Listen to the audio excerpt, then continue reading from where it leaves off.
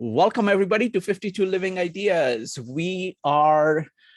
Today is Monday, where we do poems. We read our favorite poems. So the format is a whole bunch of people are going to read the poems, then we're going to go into the breakout rooms. We're going to do a collaborative poem on don't fall in love with your thoughts. And then we're going to come back and we're going to be discussing, I'm going to be trying out a visual audio kind of a thing. We'll see how that works. All right, so let's get started. Margarita. All right, just really quickly, I would just like to mention to you guys that I am collecting the poems. So as you raise your hand to read your poem, either it's a favorite poem of yours or a poem that you actually wrote, I'll be collecting them and putting them together so that we can throw it up on our hyperbook. If you do read a personal poem, you'll get a private message from me asking for permission to go ahead and take a copy and post it on. If you have it already written down somewhere, I'll just ask you to provide me the link. If not, I'll ask you to write it down and send it to me, and I will put it into a PDF and make a link for that so folks can view it, but not edit it. Just wanted to say that. All right, guys. So the poem I'm going to read for you today is somebody from my home of Puerto Rico, and her name is Gaby Comprés, and the poem is called More by Gaby Comprés. More. I don't want to leave, having not seen every beautiful thing. Let me see the jacaranda, the main sky, one more time. The bougainvillea my mother planted for me, bloom violet. I want my feet to know their home. I want fear to become a stranger. Am I asking for too much? If so, then let me not wonder whether I was loved. Let the poems I leave behind, my life, to mean something. Every day I have left, let me soak it in gratitude. Give me more words than what I can say, more stars than what I can see. If I cannot ask for more time, more heartbeats, more life, give me then more sun, more rain, more laughter, more poetry, more possibilities. Is this still too much? Give me then just more. Let me say these words. I am full of life. I cannot have any more. So I am obsessed. This is my most current poet obsession. I have purchased 3 of her books in the last couple months. This poem speaks to me most because it's what like I imagine so many of us were feeling when we were in lockdown for 2 years, not able to see our loved ones, not able to travel. And when we're sitting there all by ourselves, imagining, gosh, if this virus should find me, I may not get to do all these things I wanted to do. And so this, I was sitting here and, I live alone. And so this poem really, really struck me as a poem of hoping that I would have the chance that the world would go back to some semblance of normalcy, and that I would have the chance to go out and to just grab life by both hands, so that I could get, when it was my time, I would be able to say, I am full of life. I cannot have any more. And it's so impactful. Every time I read it, it just really does strike a chord within me. Thank you. Wonderful. Thank you. Thank you, Marisa. That was beautiful. Folks, go ahead and type exclamation mark to read one of your favorite poems and to talk about it for 2 to 3 minutes, if you choose. Go ahead and type exclamation mark. You're going to start with Joe. So I'm on an Emily Dickinson kick here. And so because I could not stop for death is one of her more famous poems. Because I could not stop for death, he kindly stopped for me.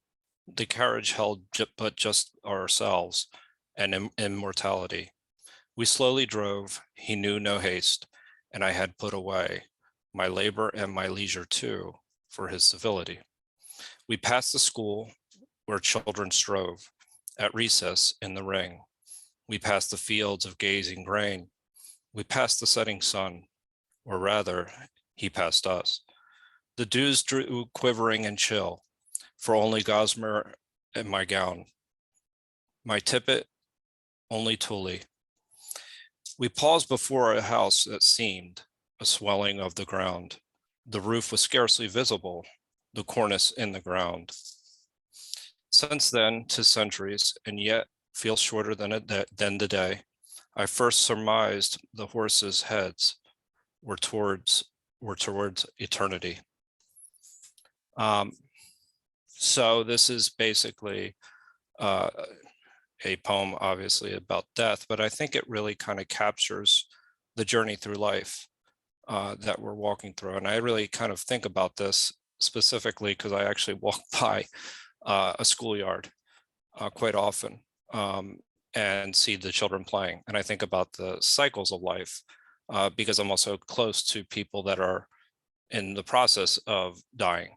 And you kind of look past, you look back over your life. I think it really captures, just all the stages of what it's like going through life and looking through what it would be like to look at your life and rewind.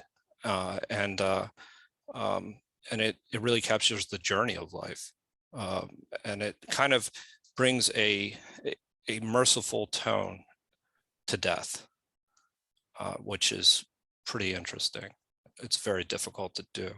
So that's the reason I chose that. Thank you, Joe. That was amazing. Next up is going to be Steve, JP, Allison, Brian, and Marco. Steve.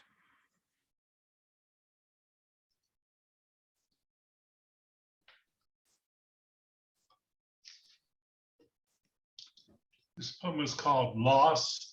It's by David Wagoner. He's from the Seattle area. He passed away last December. Stand still. The trees ahead and the bushes beside you are not lost. Wherever you are is called here, and you must treat it as a powerful stranger. Must ask permission to know it and be known. The forest breeze, listen, it answers. I have made this place around you. If you leave it, you may come back again, saying here. No two trees are the same to raven. No two branches are the same to wren. If what a tree or a bush does is lost on you, you are surely lost. Stand still. The forest knows where you are. You must let it find you.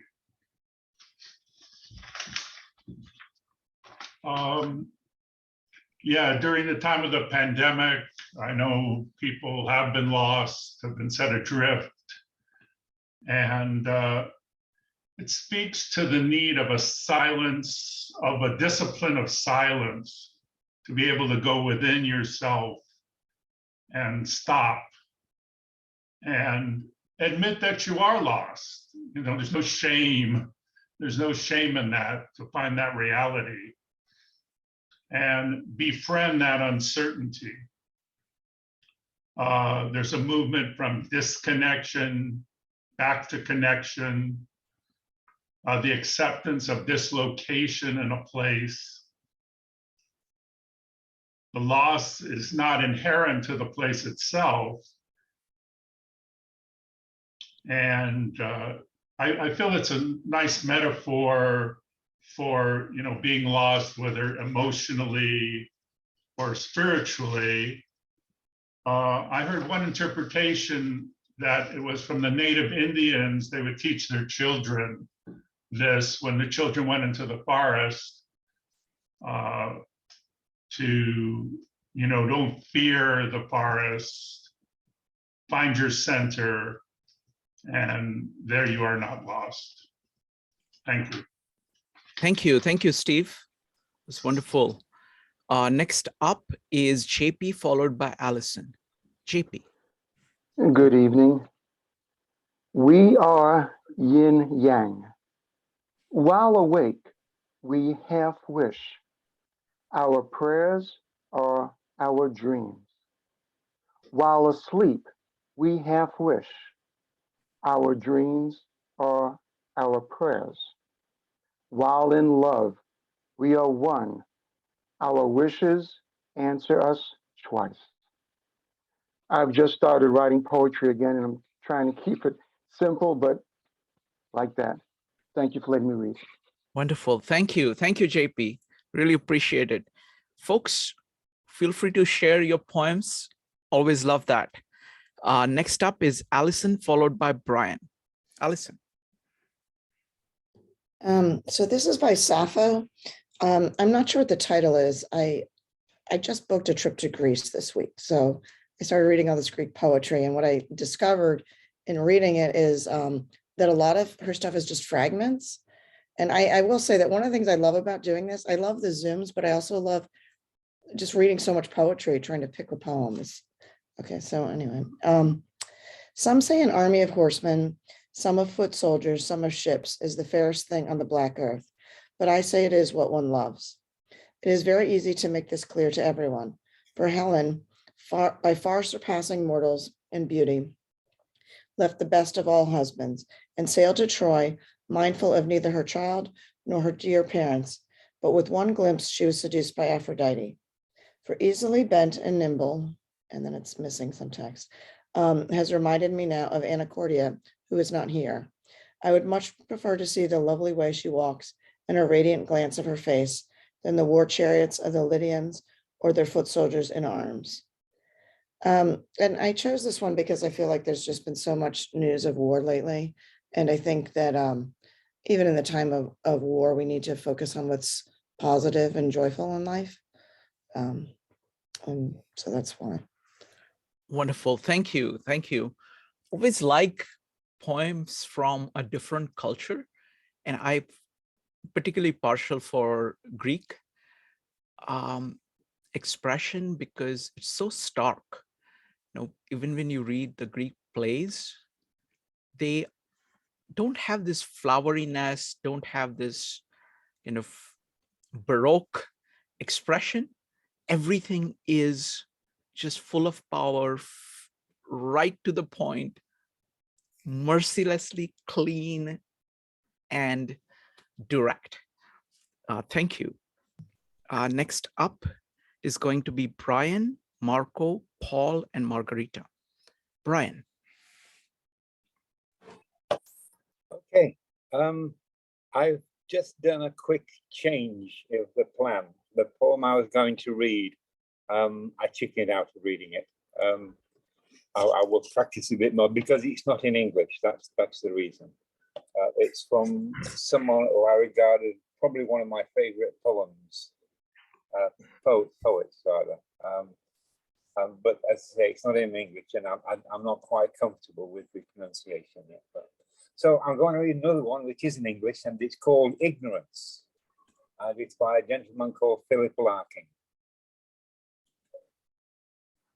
Strange to know nothing, never to be sure of what is true or right or real, but forced to qualify, or so I feel. Oh, well, it does seem so.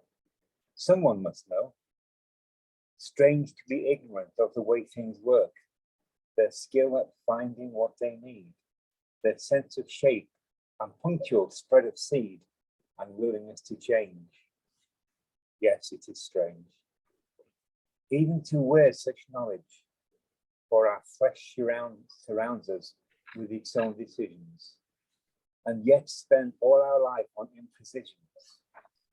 But when we start to die, I have no idea why. That's it.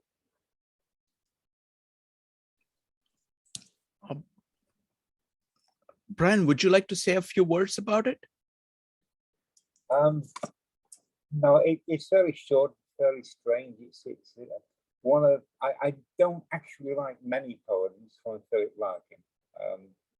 I don't know if you know him, but some of his poems is very strange. Some is very parochial. I find, but this one sort of hits me in some way. So just going through it, I feel the words as I'm saying them. Yeah. Thank you, Brian. Let's see. Next up is going to be Marco. Marco, go ahead. This is called The Pink Car by Mark Halliday. The pink car is in my head. It rolls calmly and calmly across the carpet in 1957 and in my head. Why is it pink? The question does not come up. The pink car is just what it is and glad so. Pink is its own color of its own being that, calmly along the quiet roads. Pink, not anything about sex and not anything about femininity and not anything about embarrassment or socialism. Those meanings are from outside. Whereas this pink car is not coming from an idea, it is a way of being its own self. The pink car rolls slowly along a pale green lane till it needs to go fast.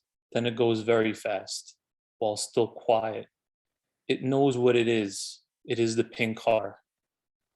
Along the lanes to be what it is, it goes around hard corners and far across a wide plain and back again whenever it wants. Other cars can be all those other colors. The pink car doesn't care that they can be loud and big. The pink car doesn't care that that is why it can roll so quietly and go slow until it goes fast for a while. Other cars might honk their horns to seem big. The pink car doesn't honk and doesn't worry. It just goes along the pale green lane and around the sharp corner and down another lane to stop in a special spot. Why is the spot special? Because the pink car stopped there. Stopping quiet, but ready to go, and be the pink car, which is all it wants. And when can I ever be the man implied by that sedan? Yeah, I kind of like the poem because it sort of like, you know, the pink car, it stands out, but it's like, it's sort of like confident and, you know, amongst all the, it's sort of like the, you know, its own car amongst all the other cars, and it's sort of like seems confident and like doing its own thing. So, and so I guess that's what the poet like strives for, trying to be that, you know, this similar to that pink car. That's it. Wonderful. Thank you, Marco. Next up is Paul. Yeah, thanks. Can you hear me okay? Yep. Okay. Okay.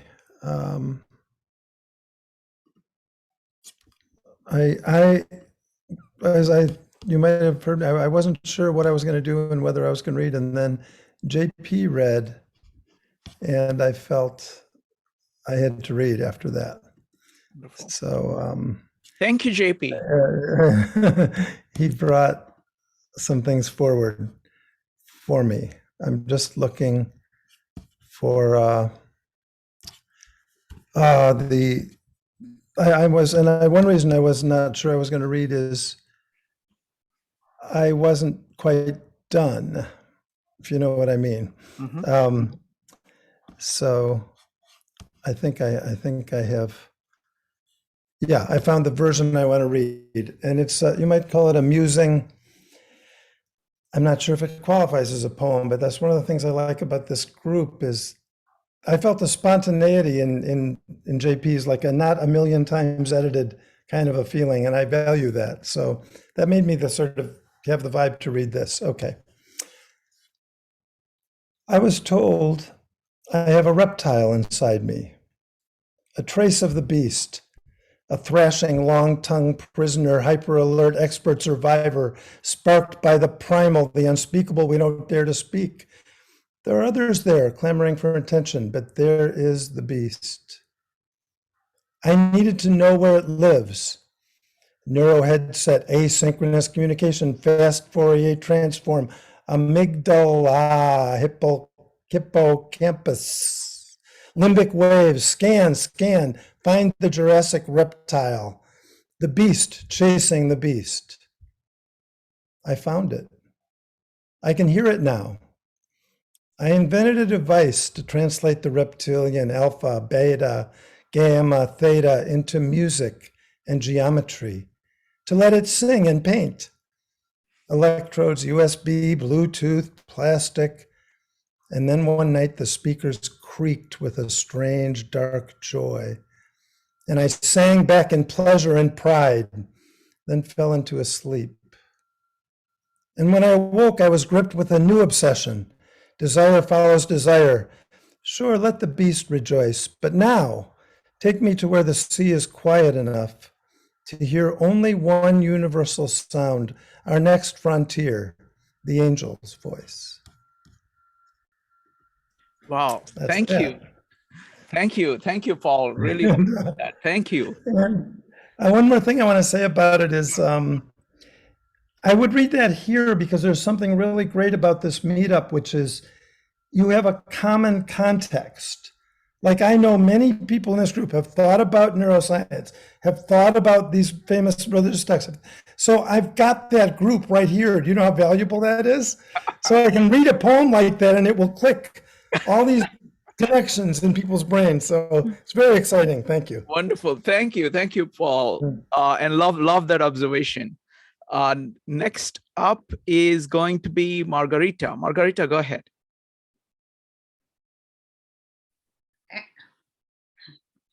I will read in Bahasa again. This is one of my favorite poems by Sapardi Djoko Damono. He's very famous. And I think I want to combine it with a song because actually this poem, it's often read with song, but only the second line. Okay. I want to love you simply in words not spoken, timber to the flame, which transform it to ash. The second part, I will sing it in Bahasa. I hope I'm not making fool of myself. Aku ingin mencintaimu dengan sederhana, dengan isyarat yang tak sempat disampaikan awan kepada hujan yang menjadikannya tiada. Yeah, I think this poem is That was beautiful. Okay. I haven't sang for a long time. So this poem probably about putting yourself into whatever you do. It could be about love. It could be about your work, your passion, just like giving yourself be burned. Yeah. Thank you. Wonderful. Welcome, Faizan. Faizan, would you please read one of your poems?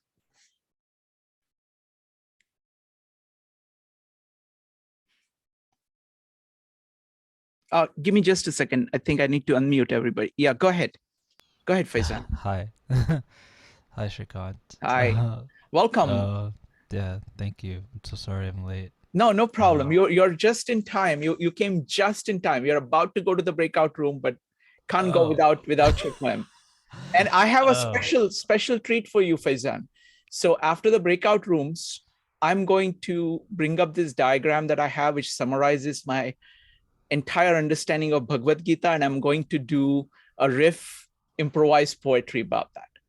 Ooh, interesting. Yeah, go Okay, ahead. very cool.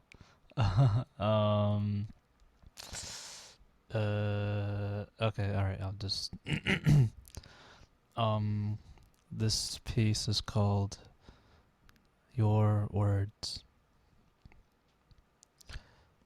Your words sigh with the fullness of self, emptying out again the ghost of home. This exorcism we once called compassion, as the sandalwood bark of matriarch tongues clings to the refracted, broken light of earth. What is this self you speak of? This bullet body point punctuating white sheets of shadow silk?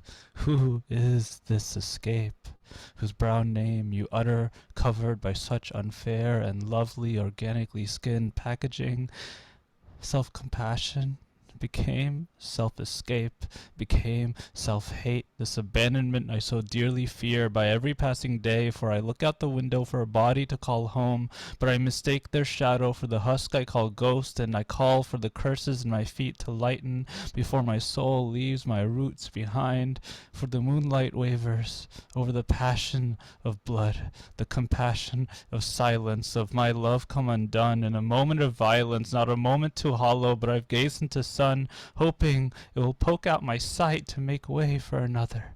So allow me this mercy, O companion. I pretend I see you, kindling ghosts, for I feel a pile of ash in our palms as if you are myself, and your home is a name you have yet to know. So, where are the jolts that control my fingers as each strokes characters slungshot miles away? You stroke a strand of dead ends through the crevices of mine, where somewhere underneath bunched cauliflowers of veins you dance arcs of electric wind, and thought can't help but follow the dark odor of burning across imperial distance and soaked partition. I stroke every wayward path until time itself spirals out as you swim rivers of rock and I walk hills of bloodless water. Every movement dilutes us, every place is one home. The idea of you bleeding into my scooped skull, how hungry your fingers pass among glass as light stargazes at you. As I hit send, the message is folded yet again into a compass I can only hold in your free hand. Wow, that was beautiful. Thank you. Thank you, Faizan. Thank you. All right, folks. So we are about to go to the breakout rooms. What we're going to do is, just a second. Marisa, could you explain the process in the breakout rooms? We're going to use one technique that Faizan suggested last time. Marisa, go ahead. So we're going to do a modified version of the Exquisite Corpse. We're still going to provide you with an overarching theme, which is don't fall in love with your ideas. And we're going to ask you to think about that. But then what we're going to do is in the breakout rooms, we're just going to have folks blurred out lines as down the line, and we'll just throw them on as we go around to everyone in the chat room, and we will compose our poem that way. All right. Allison, are you all set? Everything is good? So Yep. It's the breakout rooms are going to be facilitated by Allison and Marisa. The standard rules in the breakout room apply, be on point and be courteous.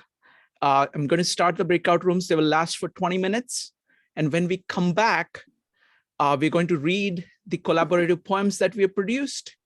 And then I have a short presentation, poetic presentation on Bhagavad-Gita. Welcome back, folks. Welcome back. All right. So first, reports on the breakout rooms. How about we start with Margarita this time? My time management skills failed me today. I did not drink enough water, enough coffee.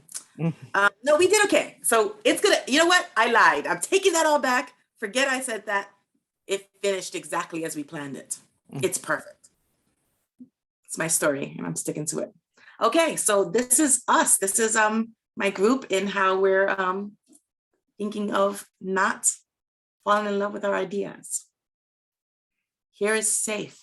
Here is warm. I choose you again. Ideas flowing down a river. I see a reflection of myself underwater, and traces of memory bring back smiles and tears. It's challenging for me to forget yesterday. The mirror in my mind, it's all delusion. The world of memories, it's all delusion. I wish I could find a way to appreciate the avatar human, the avatar God. Sometimes clear, sometimes a blur. I see myself on the surface, but I am not there. Yesterday's brilliance trembles, wrinkles, fades. Every moment is end, and also new beginning. I only got 3 wishes. My shiny love strangled me. You are the mirror of my mind. The clouds know my name. I am trapped within the glory of this invention. And so I am a child looks back at me. Wow. Wow. That was in 20 minutes. That's quite impressive. Allison. Yeah, I really like doing this corpse poem. I think it's really good. And it was a little like at first it's sort of hard to get going, but then once you kind of get on a roll, it worked. And it was also nice because everybody had different ideas about add this and add that. And so then we'd go back in and edit it. But I really think that Faizan should read it because he's so much better at reading. Sure. poetry. Let's do that. Faizan, go ahead. Okay. All right. Okay. Don't fall in love with your thoughts, said the narcissist. Fall in love with mine. Beware. Your thoughts seem real and cloud your judgments. Why shouldn't I fall in love with my thoughts? If I don't, who will? If I could read your mind, would I fall in love? Or would I be shocked? If you can aim your thoughts, which way would you think? Can anybody really control their thoughts, or do their thoughts control them? Your thoughts are the wind that blow on your sail, that pushes you out of the bay into a tempest of feeling over an ocean of dreams, but sometimes they are so overwhelming that I can't even get off the couch. Recording in process of all our thoughts. Beware, your thoughts seem fake. What is real? Fake, day, night, dream. When do thoughts become feelings? There are no thoughts that capture my doubt or my wordless faith. Narc, narc. Who's there? I am. I am who?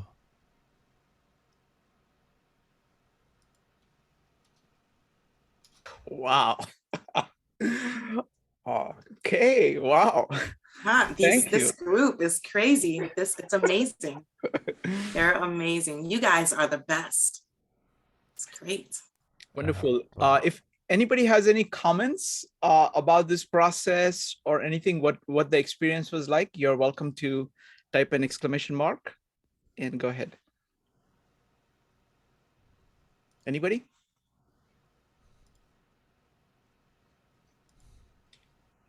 Okay. Is it possible to see the poems as they're being read? What we can do is that, yes, we can go ahead and put it in. If you could go ahead and folks, Allison and Marisa, if you could go ahead and put it in the chat, and at the end of the meetup, we'll read both the poems again. Okay.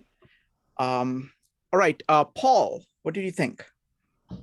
Just, I think it was really cool how, without actually, I think, being cued this way, one group tackled the topic more directly, and one group tackled it more abstractly, like in symbol. And I just thought that was pretty amazing. Like nobody was asked to do that, but that's the way it went, you know? So that's like awesome. That was really interesting that we I got noticed, both methods. yeah, I noticed that last time also that was the case.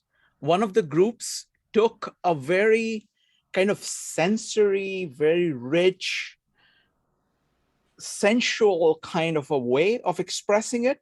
And the other group was more kind of intellectual, kind of philosophical way of approaching it. And I think what happens is that, people build on one another. So it just, it keeps building. So wonderful. All right. So let's see here. Okay. Does anybody else have any comments?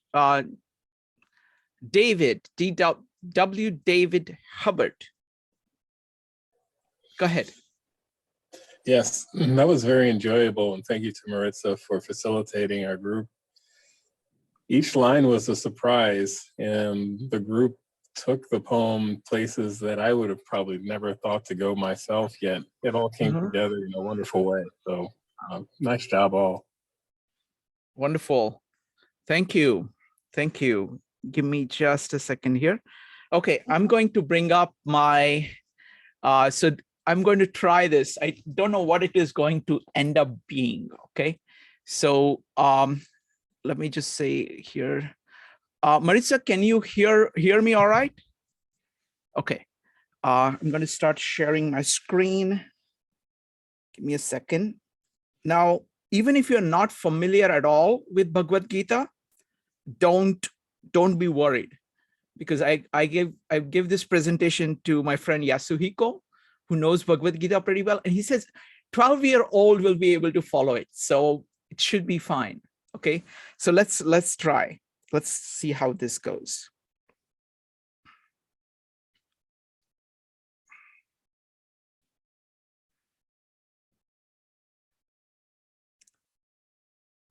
Okay.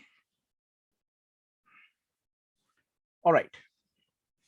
So instead of drawing it, I am going to give you the whole over here. I'm calling this singing with God. It's going to be I want to give a little bit of introduction. I'm just going to go through a whole bunch of concepts in a very impressionistic way. And you're welcome to ask any questions at the end, but let me go ahead and just go through this as just one expression. And then we will, I'll open it up for any comments, any thoughts, right? So I'm calling it singing with God. Tao Te Ching starts by saying, thou that can be told is not the eternal Tao. Name that can be spoken is not the eternal name.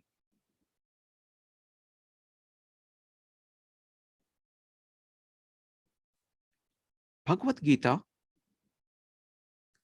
answers the Tao. Does. Bhagavad-Gita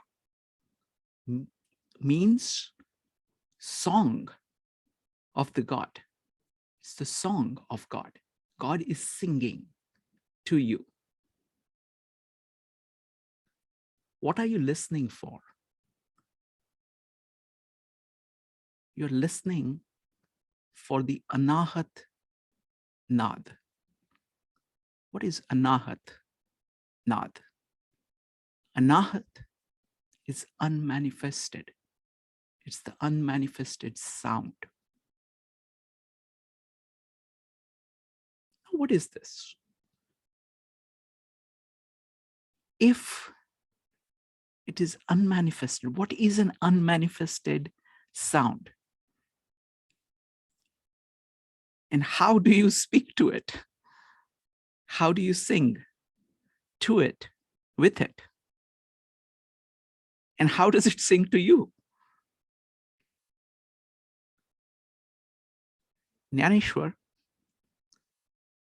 has this metaphor. He says, Brahma, which is God, the Tao, God the Father in Bible, Brahma, imagine him as your infant, your firstborn, the center of your attention. There he is. He is what he is. He doesn't come with a name. There is no name. Yet, you give it a name. You start calling him with a name. And if you do it right, and if you say it right, and if you mean it, it responds. The infant responds.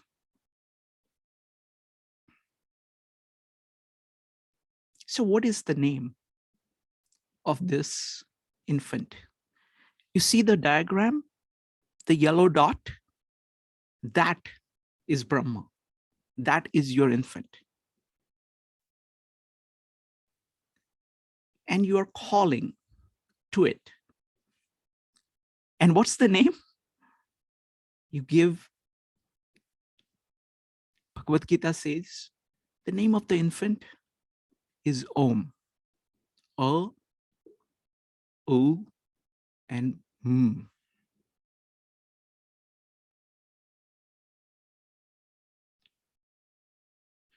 What is this?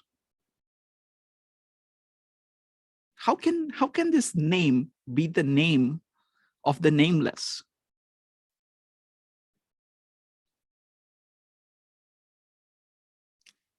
Jnaneshwar says, for most people, actually, it is nothing.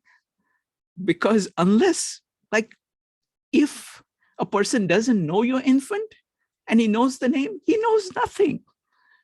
If they chant Om and do not have even a glimpse, even an idea of what this Brahma, this infant is, it's useless. They might as well not have said it. So what is Om?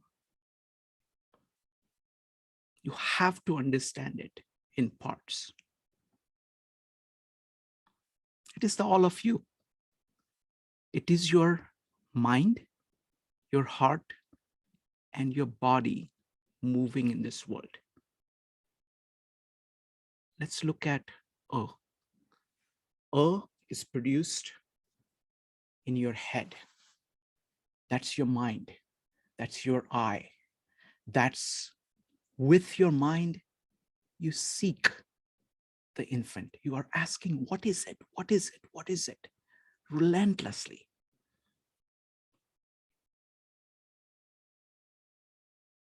Bhagavad-Gita calls it Jnana Yoga, the path of knowledge. It is the beginning. It is the beginning of questioning. The God associated with that is Brahma. He is one of the three murtis. It's a trinity, three gods that are really one. It is your power to create. So when you're saying, oh, to Brahma, to nature, to truth, to goodness, to your infant, to anyone you love, you're saying, I am focused on you with the fullest of my mind. and I will try to understand you. And the infant knows whether you mean it or not. And you have to say it. You have to say the in Om as if you mean it. So after getting your mind fully engaged, you move the sound Om to the ooh sound. Ooh reverberates in your chest. It's your heart. It's your capacity to love.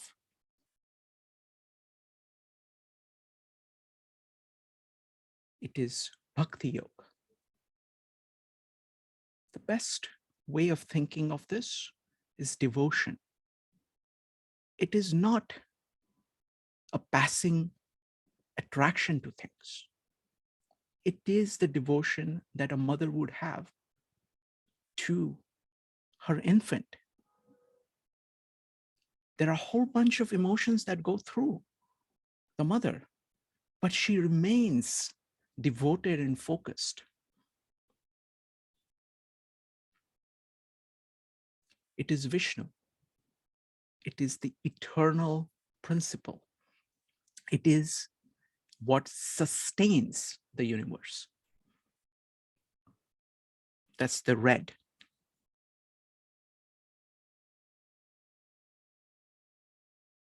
Again, if there is no ooh in the Om that you speak, if there is no love of truth in your heart, Om means nothing.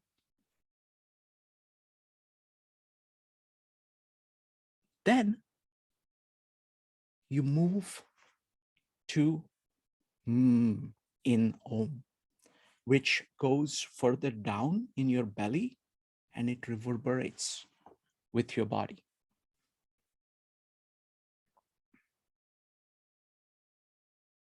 What is that? It is your commitment to doing whatever it takes for your infant.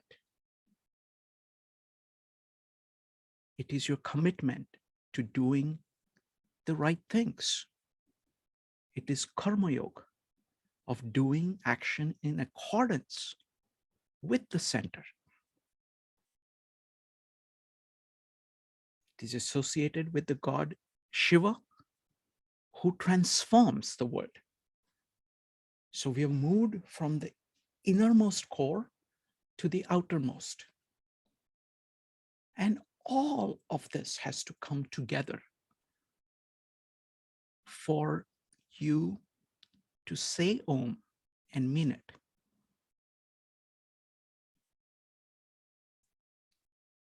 Next, notice the shape of Om.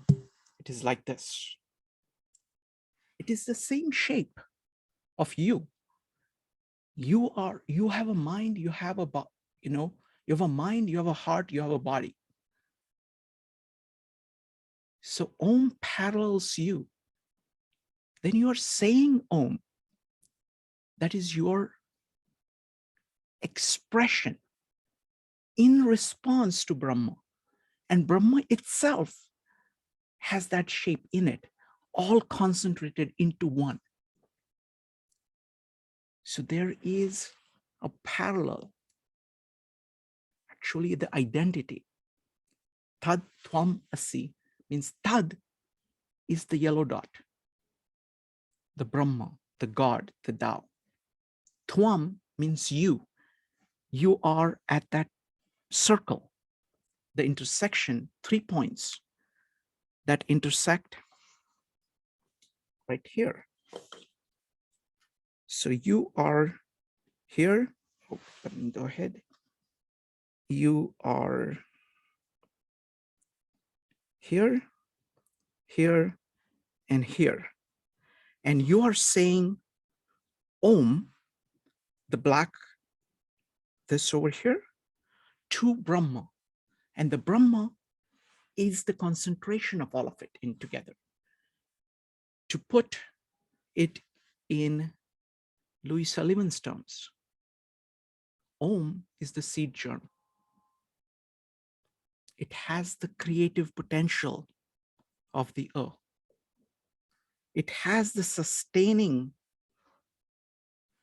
cotyledons of the ooh, and it is going to transform into something amazing outside. And all of that is contained right here. And you say that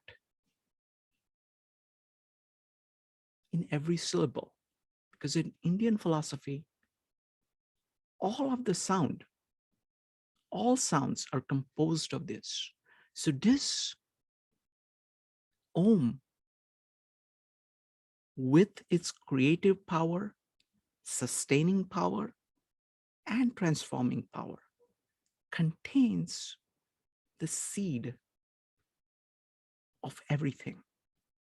All the other sounds come from it. Now, how do you say Om? There is one big thing that is crucial. When you say Om, you breathe out. Om. And when you breathe in, you're actually listening to the Anahat Nad, the unmanifested sound. So while breathing in, you're listening to the infant. You're listening to the Tao. You're letting nature break in on you. And then you speak to it and you go back and forth. You have a dialogue. Another way of saying this is that Arjun is here and Krishna is here.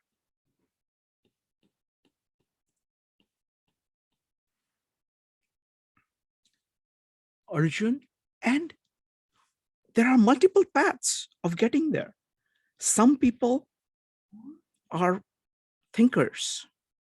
They move primarily with their mind, but as they learn about the Brahma, they start loving it.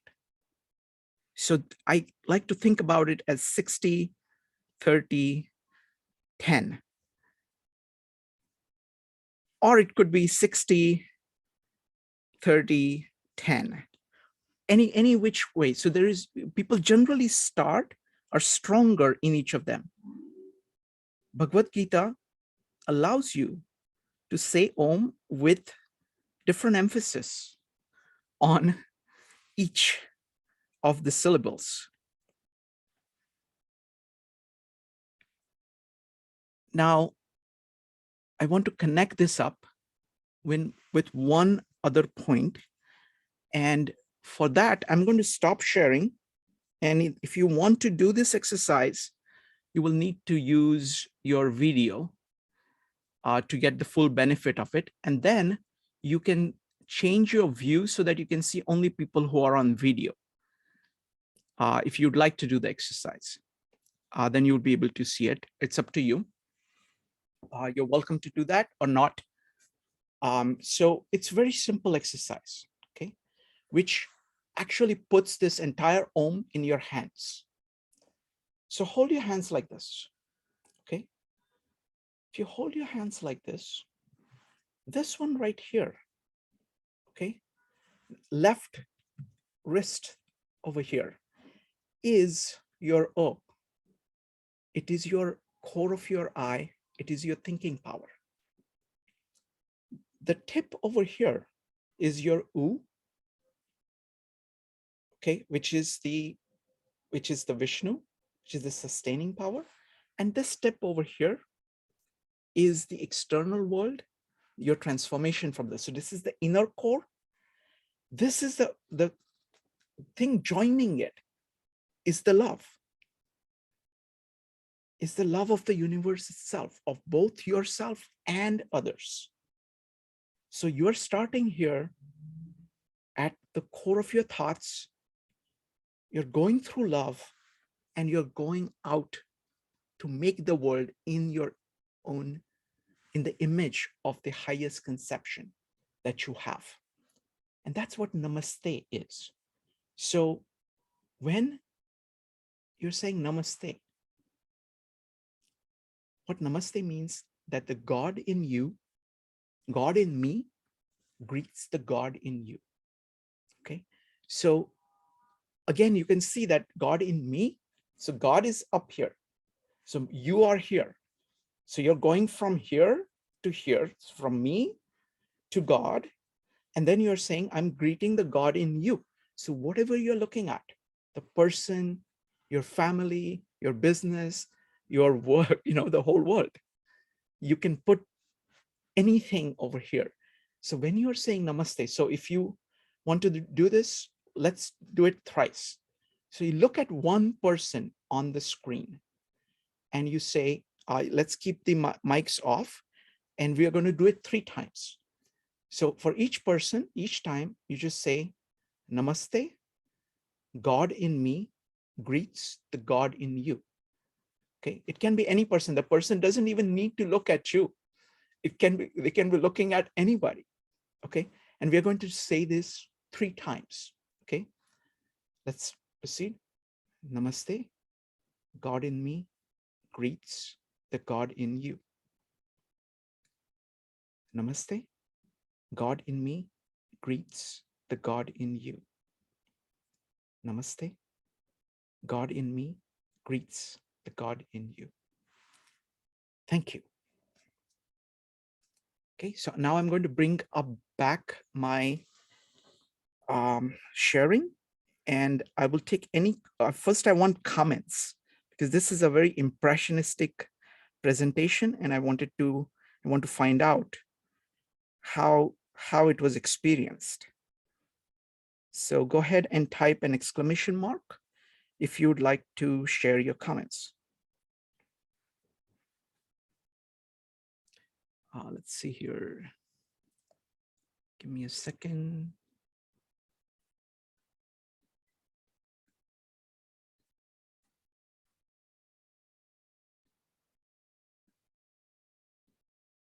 Okay.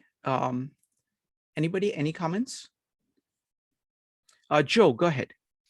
Yeah, so I've seen this diagram in a number of ways, and this is a different way, and I very much appreciate it. It really actually resonated with me is actually thinking about Krishna in the middle as moving towards God and moving towards away from the periphery. And in so many words, and seeing Arjuna, essentially the journey. So that was a new way of looking at it for me, as well as the understanding of and as well. So thank you for that. Wonderful, thank you. Maritza, you've not been seeing much of the Gita presentations, but what do you think of this? So I was watching them on YouTube until you started doubling them up on me, and I got behind. For me, so the model, this actually looks like one of your earlier versions of a model. I really like the imagery here, because the imagery it looks 3-dimensional, like it's pulling you in. So that's quite pleasing to the eye. What is fascinating to me here is the last words you have in each section: create, transform, and sustain. I think those are very powerful. They can be action words, they can be, nouns, adjectives, but the imagery of those 3 things pulling together into one coalescing orb, I think it's quite powerful, and it kind of encompasses such a vast sphere of our lives, because that is life, right? I feel like you're answering indirectly that question. What is life? Create, transform, sustain, rinse, and repeat. Yes. And find a way to pull them all together. I really, really like that. And then, it gets better because then you also have, build, seek, and love. And I was baffled initially to see that love was actually with seek and build instead of mind and body. But I've decided I rather like it. It's because seek and build can be so polarizing. It's neither good nor bad, but it has great potential to be either.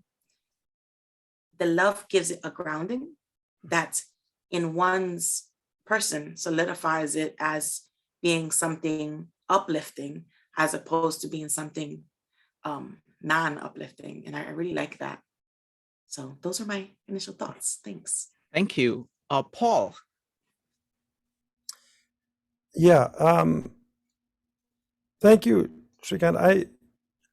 I've gone to other things you've done many over the year too, but never the Bhagavad-Gita one, although I know I took the whole Ishkan course about it at one point, but so it's not unfamiliar to me. So my question is, like in other read-ups you've talked about, I know you were really into this idea of one diagram that just like really encapsulates a whole world of knowledge, like the Jungian thing.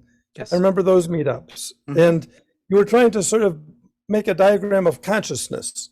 And so I'm trying to understand if this what you've done here is an encapsulation of your vision of all of the Bhagavad Gita or one aspect of it, or how it relates to consciousness. Like, what are you encapsulating here is my question, is the best way I can put it. Sure. I'm trying to encapsulate all of Bhagavad-Gita, Okay. all of it put together, because I think those three paths. So if I wanted to summarize Bhagavad-Gita, so let me give you an illustration. So this is what is there at end of every chapter, where they say, what Bhagavad-Gita, what is this about? So it goes like this. It says, Om Tat Saditi Srimad Bhagavad Gita Su Upanishadsu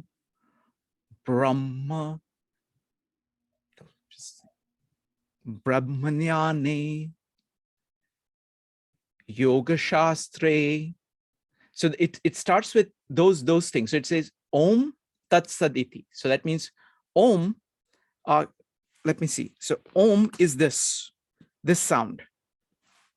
Om, Tad means that. So it is pointing to this. So Bhagavad Gita is about the knowledge of Brahma. And Brahma is called this Om. So Om Tat Sat. So that means that is true. That is the truth. So Brahmanyan means the knowledge of the Brahma, and Yoga Shastra, science of yogas. So these three methods are three yogas. Those are the three fundamental yogas. The Bhagavad Gita provides, has 18 chapters. Each of them is called yoga. So each of them is about different ways of getting to the center, but it's all about getting to the center. And so this diagram is a simplified version of trying to say what Bhagavad Gita is trying to do. So it is saying that Bhagavad Gita, so number one, Bhagavad Gita is trying to get to the yellow dot. How to knowing the yellow dot and being there is what Bhagavad Gita is, its purpose is. How does it do that? It does it through this Yoga Shastra, science of yogas.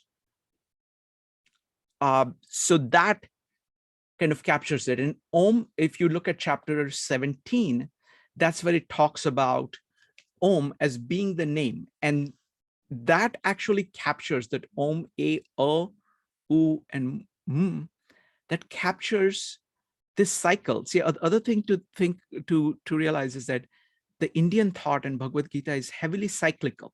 So it is all about that you don't go directly here like this. You basically, you either do a spiral inward, or if you're doing the wrong things, you spiral outward. So, and that's what karma, karmic cycles are like. If you're doing the right thing, you will be in a better position for your mind, your emotions, your external circumstance, the body, your community. It will be better and better. Every, you do good work one day, the next day it's going to be better for you. You do one, good thing in a moment, the next moment is going to be better. So it's a heavily cyclical, and that comports with the nature of life itself. The other point I wanted to make briefly is about these colors. These colors are Jungian colors. Okay, these are directly from Jung, which I've been using. The blue is thinking. So this is Jnana Yoga, this is T in Jungian terms. This is S. This is, sensory. The red is F, feeling. And the yellow here is the intuition. So you intuit. And that's what Tao is saying, that you have an intuition of what it is, but you can't fully name it. And what Bhagavad-Gita is saying is that you keep speaking to it and listening to it, and that is how you go closer to it. You can kind of get glimpses of it as you move towards it. Paul, I don't know whether I answered your question. What do you think? Yeah, you did. You did. Thank you. And not only did you answer it, but then you related it to that diagram I recalled from the past with the Jungian type. So thank you. Thank you. Next up is going to be Allison, followed by Joe. Allison. The other day when you showed this diagram, I was kind of in shock because many, many years ago, I had a conversation with another dancer, and we were talking about how when we dance, we feel like almost like an out-of-body experience, but it's spiritual and the sense of one, and like we couldn't really think of a name for it. And I remember in that conversation, and again, I don't know if I thought of it or she thought of it, but what we came up with was that the idea that there's a circle, and that dance was one way to get into that circle, but there had to be other ways. We hadn't found it, but there must have been other ways. So what I was wondering is, this idea of the circle, is that something that you came up with, or is this always associated with Gita? No, I mean, this is not associated with Gita, but so a lot of these things, I mean, the basic ideas are all Gita, but the kind of presentation of it, putting it in this way, this shape, all of that is my own way of putting it. But there is a very deep kind of psychological principles at play here. Like circle, like these are like mandalas that Jung uses a lot. It's a way of kind of capturing the whole and saying, that's all it is. So like if you look at Jung's Red Book, it is full of diagrams. And circle is a way of saying this covers everything. So this is like saying, this is all of me. One thing I wanted to make clear, again, kind of taking the Jungian terms, what happens is that different people have different. So for example, somebody who is primarily focused on emotions, their progress is kind of, let me make it slightly bigger so you can see it. So their progress is kind of like this. So they're closer to the center from the side of emotion, and the other ones will follow along. So that's not exactly accurate. So maybe let's say that they're strongest in emotion.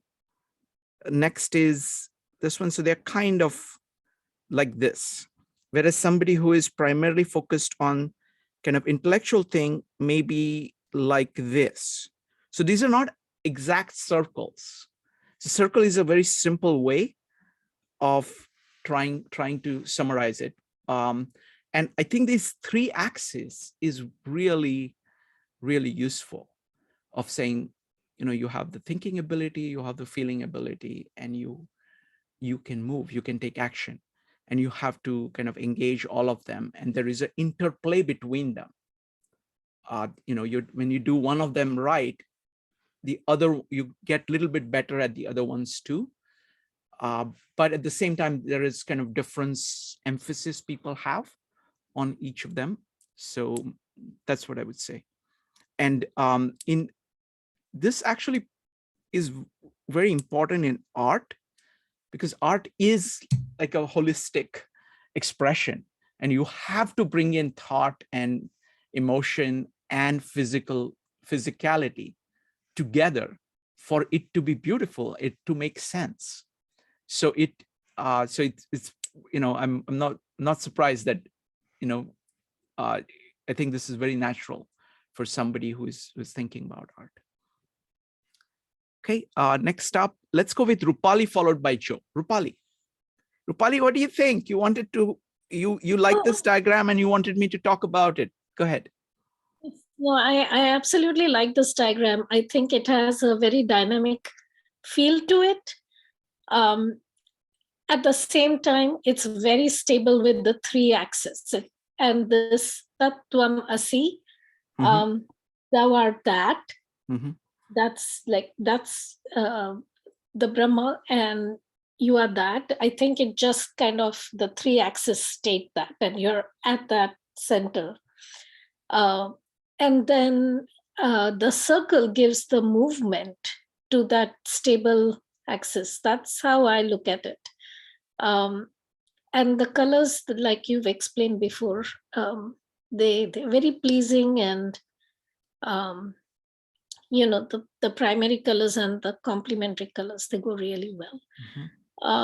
I like the idea of this singing with God, because singing is, you know, it's an expression of happiness, it's an expression of joy, it's an expression of bhakti or love, to say. So when you're in love with existence, when you're in love with creation, then it's very uplifting. And so singing with God, I really like that title. And then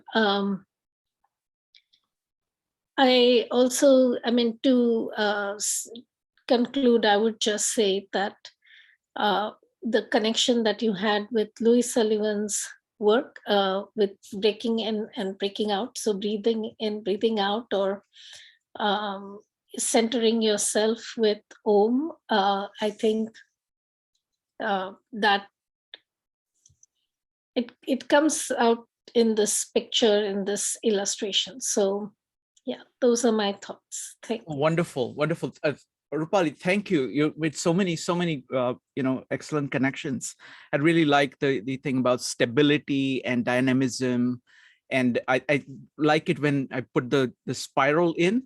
I've tried to kind of keep as many things out of this diagram as possible, but I think the spiral going in, I think, is a crucial part of it, because there is like these cycles. But I want to elaborate on the singing with God. I mean, I actually cut out half of what I wanted to say, which had to do with the power of the sound and how Indian philosophy looks at it. It is very deep. It is a very deep point. For example, I was listening to an interview of one of the top musicians. He's an Indian classical musician in the Dhrupad tradition. And I focused on Dhrupad tradition to understand it, because that's the oldest tradition, which was focused only on devotion. So for example, the bandish that he was singing, the composition he was singing, let me go ahead and just tell you the words of it. So it says anahata nada. So that's the unmanifested sound. Upajo jagame. This is like the song he was singing, okay, in the middle of the interview, okay. And you can see that, so anahata, so that it is saying basically anahata nada. So that means this has been born, has been in the world, okay. Tako karu dhyana maname ghatame. So that I can do dhyan, I can have full devotion towards it, using my mind and using my body. Okay. So that's what that was the starting of the song. And then the first stanza of it, it had only one other stanza. And that went Nadaki Sangati so. So to develop the companionship with this sound. Okay, I love the word companionship. So it's like that Om, this pattern is not something that you do once, but you live with it, and you live with all kinds of manifestations of it. Okay, so but why do you do that? So Nadaki Sangati so Socha Sabaja Sukshma Surako, so that you can think about all the manifestations, however delicate, however small, however diverse, of these notes. So basically it is saying, understand the core. So you're focused on the principle, right? This is the principle of it. And then it has all these myriad 10,000 things.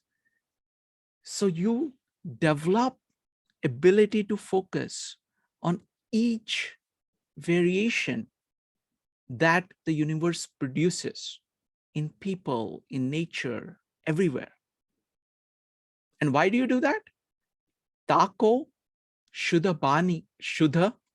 Bani Ko, so that you will develop a pure singing or pure style. So you can talk to God, having known not just the core sound, but all its manifestations. So that's what he's doing. And that's like one of the songs he was singing. And he was saying, he's like 80, one of the topmost musicians. And he's saying, look, I try, I'm trying to sing. And this is very much Indian, by the way, this way of thinking. Okay. They always think like that. So he's saying, look, I've been trying all my life, I try to sing and I'm getting a little better. Okay. But you have to understand, it's not false modesty. Okay. What he's saying is that you sing in order to call God. And your standard is not other people like it. The standard is, did God come? You're calling to God. Did he come? Is he there in you right now? Did you experience that? Did you experience the divine in you through your speech, through your sound, through your art? That is the standard. So it's an internal standard. So when they sang in the temples, they would be their back would be to the audience, because they would be singing to the God, because they're talking to the God. And that's the standard. And they do this day in and day out. So it's a very large concept of, instead of saying like a concept is the unit, it is saying that the sound is the unit. And the entire manifestation of music, its ability to capture the delicacy of human experience, all the complexity is incredible. And words have, I think the sounds are a little better at capturing, is getting a little closer to the Tao than kind of expository, prose. So that's the take. So thank you, Rupali, for bringing that up. Joe, folks, if anybody else has any comments or questions, you're welcome. Go ahead, Joe. You actually answered the question that I had, is like, where was the Tao in this diagram? So you actually already just covered that. This makes it very clear as to, I'm trying to think, if I drew this for something that you just attended a week ago, was for the idea of a Latin Mass, how that would look in contrast to that. Okay, sure. So the Latin Mass. So now let's put Bible in here, okay? Yeah, so it's very simple. So this is the Word. Right. Okay. This is the Holy Spirit. This is God the Father. And this is the world transformed. So this is the city of God. This is the church. This is the community. So what Gospel of John is saying is that use the word to generate this love of God within you, so you can move towards it. You have no direct access. Right. It's the same. You have no direct access to God. And what you do is that the way you do that is through acting the right thing in the world. So it has all these, so those are the elements. So that's my mapping on to Gospel of John. Perfect. Yeah. No, the direct access was the difference, was like the difference that I was trying to think about, like or articulate. Exactly. So exactly. And the word is exactly that. It is concept. It is the mind. It is the Jnana Yoga. It's the knowledge. It's the way. And what it is trying to do is that you're supposed to be inspired by it. You're supposed to create this love within your heart. And then you express it socially.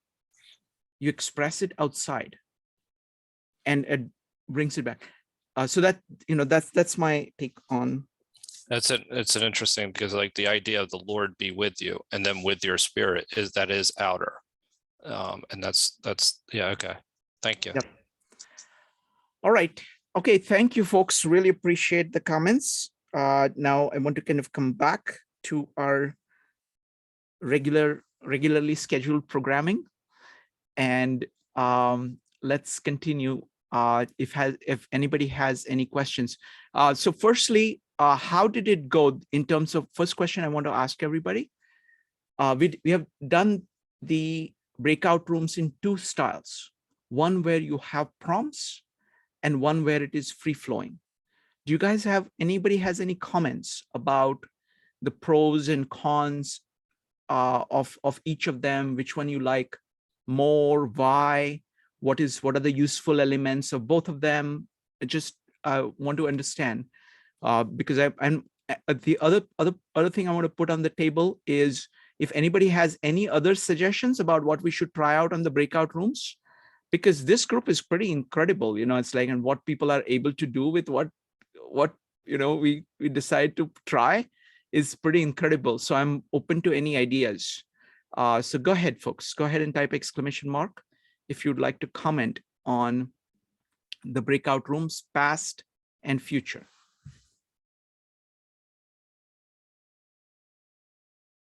We'll start with Maritza. I don't know if I can compare one style as better or worse than the other. I think they're different. This one, the one we did today, had a little bit less restrictions, so it was a little more room for play, which was nice. I do wonder if we would be able to pull off a true exquisite corpse without any theme. I feel like 20 minutes might not be enough for that. Yeah. No, I think let's continue with the theme. I like the idea of the theme, simply because it connects, like the point that Paul was making, that he could read the poem because there is a common context. So it is very rare to have this much of common context amongst people. And it would be a shame not to leverage that. Fair. So, I like exploring. I like the I would agree. I like the having some type of a theme because it also allows us an indirect way of exploring that topic deeper, kind of like almost indirectly, because as we're writing this poem, you're writing what comes to you. And so we kind of indirectly we're pulling out from within people their innermost thoughts on this topic, perhaps, which I kind of like it. I think wonderful. They're different. It's kind of pretty awesome. Excellent. So we'll go with Joe, and then Allison, if you could tell me your observations as well, and then anybody else who wants to chime in upon what can be done within the breakout rooms and how each of these things have worked for you. Joe. Yeah, I mean, I would just suggest maybe trying it one more time as we did tonight. Sure. I think that's would actually probably, a very good idea. Marissa, Yeah. does that make sense? We should try it at least one more time. Just exactly. I mean, I would try it several more times. Personally. Okay. Yeah, At because least- I think that it was an initial experience. We tried the other way twice, Okay. so then That we can makes kind of perfect compare. sense. Yeah, Done. compare and Done. contrast. Yeah. So Okay. that's it. Very good. Allison, what do you think? I like having like a focus like this, and I thought it was good not having too many because it was a little easier to I didn't feel quite as overwhelmed. And I definitely would like to do the corpse again, maybe a few more times. Sure. But my other thoughts were that we could sometimes have like a style of poetry that we want to write. Like, we could do lyric poems, we could do haikus, we could like each do a haiku about some theme or even if you said, like incorporating the 5 senses, or do you know what I mean? Like some sort of like a goal that you're kind of a little framework to play with. Sure. Can you suggest some to Maritza, and then you guys can brainstorm, and maybe we can try that out. The only thing I would say is that we always want to make sure that somebody who is not that familiar with poetry would still be able to function. Yeah. Haikus and limericks are ideally suited for beginners. Often you see those presented at a child level, so it's they'd be easy for even the most novice. Yeah. Okay. Wonderful. Let's see. Faizan, do you have any suggestions about what else we could try? Go ahead. You had something. Yeah. I mean, going along with what you're just saying, yeah, we could do a renga. That was the original collaborative form of poetry. Can you describe renga? It's basically, so it's a haiku. Okay, so like like one person will write a haiku and then a couplet, so basically that's what we'd call a tanka just by itself. And the couplet, I mean, and they say it should be like 7 syllables each, but that's not really like syllables in English are not equivalent to like to what they the unit that they use in Japanese. But in any case, yeah, so like the numbers of syllables is really more of a suggestion.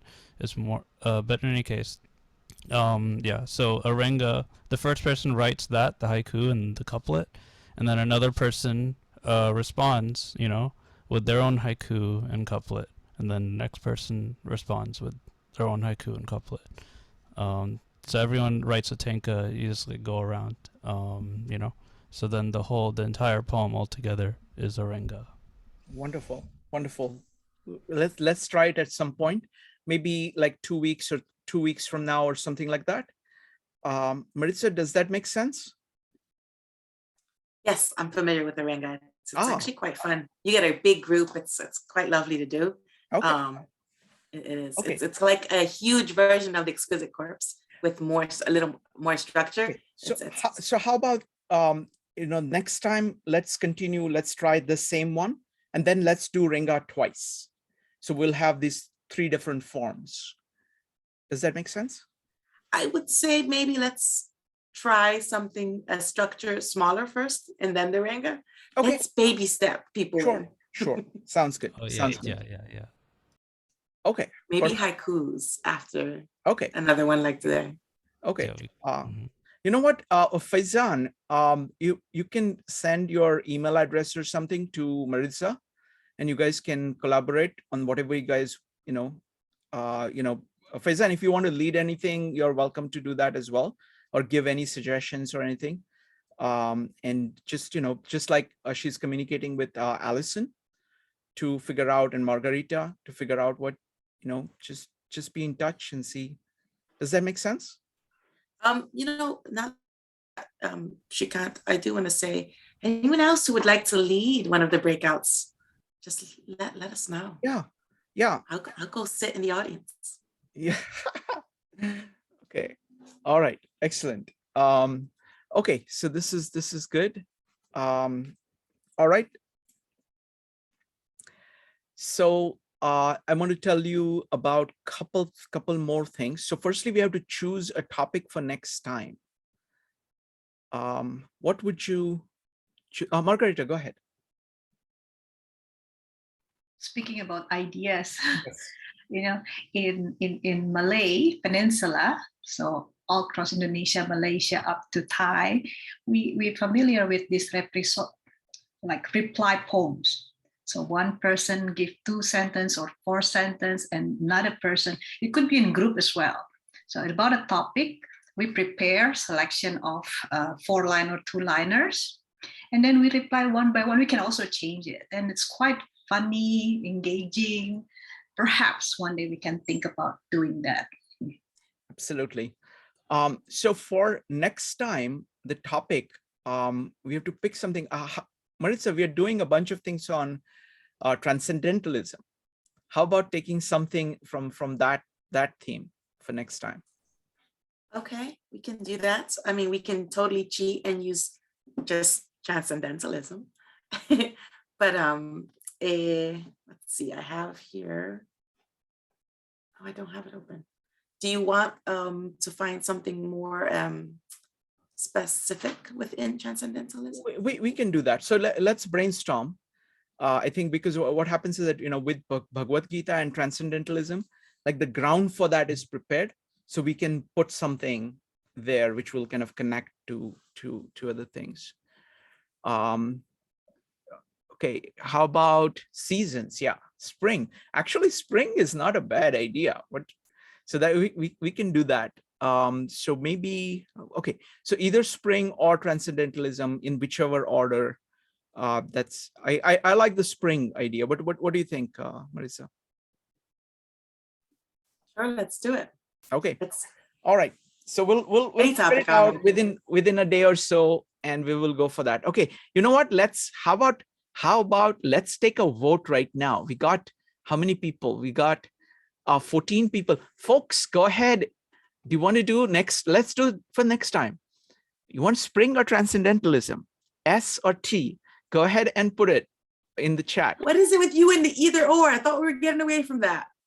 Or you can do transcendentalism in spring. Or spring. Why are you forcing a yes or no answer? Yes, you can't. Thought we were working against that. You see, I think looks like it's only spring. All right. Okay. So there is just too much spring. There is a lot of spring. Okay. Spring it is. Spring it is. Okay. We have to do spring, Marissa. Look at how many springs are springing up here. Do you see tears? I'm quite fine with that. It's been a long day. We want spring. It's snow. That's because we got snow today. I know. We want spring. I have to tell you, the way I know it is spring is when French tourists spring at the base of Empire State Building. That's when spring is there. It comes around this time.